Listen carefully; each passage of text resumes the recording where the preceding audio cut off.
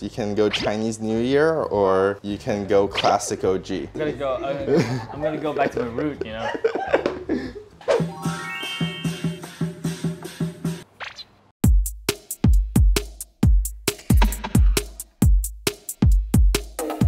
Today we're at his, what do you call this? A warehouse? It's a studio. Studio? Yeah. What I see is that it's very, very customized sneaker business.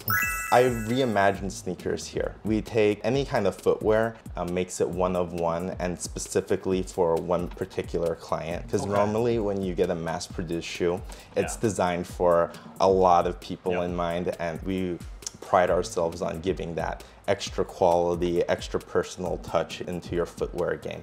Where did this ideas come from? I went to school in San Francisco. While I was there, I was introduced to different customizers that they were really able to tell stories through sneakers. An obsession for footwear. When I was a kid, I would sleep with my sneakers. I also loved leather. So it was like combining my two passions, sneaker and premium leather together. And then once I had enough real world experience and some money saved up, I was like, now I really need to pursue my passion. I basically quit my job and found different shoe factories around Thailand and tried to learn how to make shoes to develop my own shoemaking style. How long did it take you? How long did that learning process take you? That's like a 3-year process. So were your parents okay with that? No, they were not. Nope. They were like, we send you to abroad to study and you come back and you want to make shoes, like handmade shoes. Because I told them I wanted to sell $1,000 shoes and they're like, who the hell is going to buy your $1,000 shoes? This is like a fantasy almost. Since this is a brand new service, never existed before in Thailand, how did that first order come in? I basically looked at different celebrities who had like a very unique style, who would appreciate like a bespoke kind of service, and just DM a lot of people. An influencer wore it. People were just like, oh, I've never seen, Nike doesn't make that shoes. Where did it come from? Because my group of clients is more very passionate sneakerheads where they kind of know every little detail about the shoes that I'm making, and they would basically hunt me out.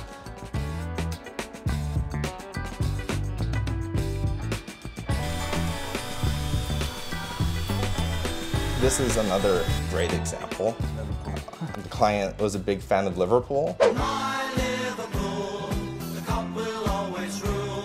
And we basically used 2 different Liverpool jerseys, cut it out.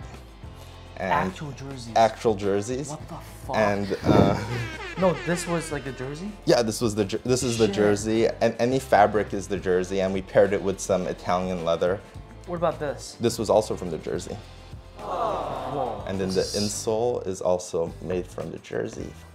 So they send you the jersey as well? Well, in this case, I bought it for them, and it just goes into the bill. Wow. And then we also make the own customized box. No way. And for more specialized projects, I would customize the box, and then you get your shoe bag. Damn, that is insane. And everything is all handmade here.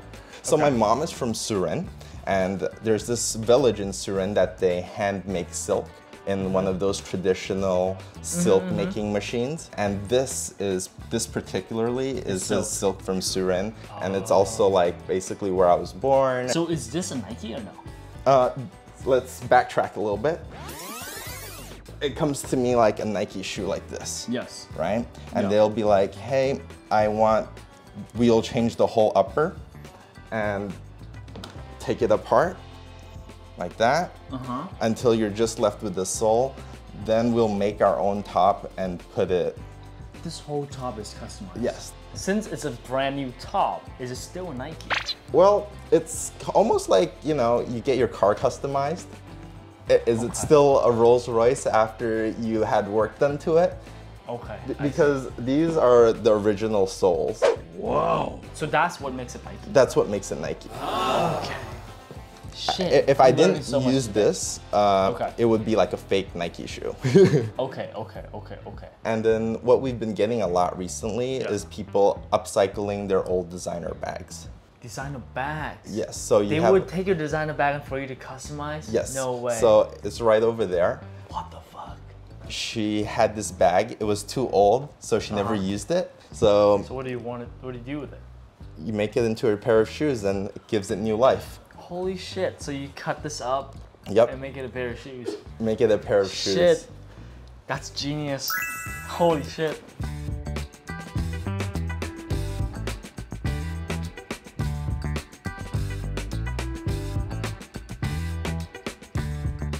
This one, the client said he wants a Tiffany-inspired shoe, and he sent me a picture of the Tiffany box, and he told me to make me something that would remind people of Tiffany when they saw it. It's an Air Jordan.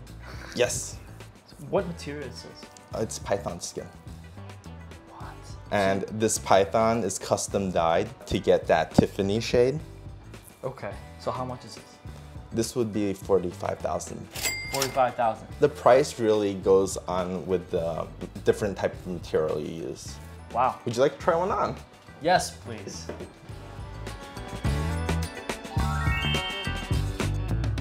I'll let you choose. You can go Chinese New Year or you can go classic OG. I'm gonna go back to my root, you know?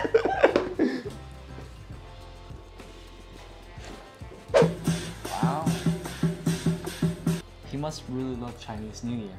Honestly, this is incredible. So this was made from like a Chinese dress. It was I assume that Chinese. This person is Chinese? Yes, very much so.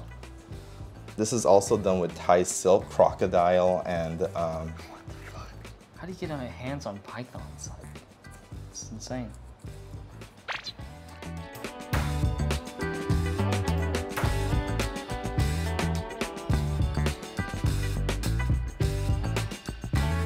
Perhaps you can show us the process of making each shoes? Of course.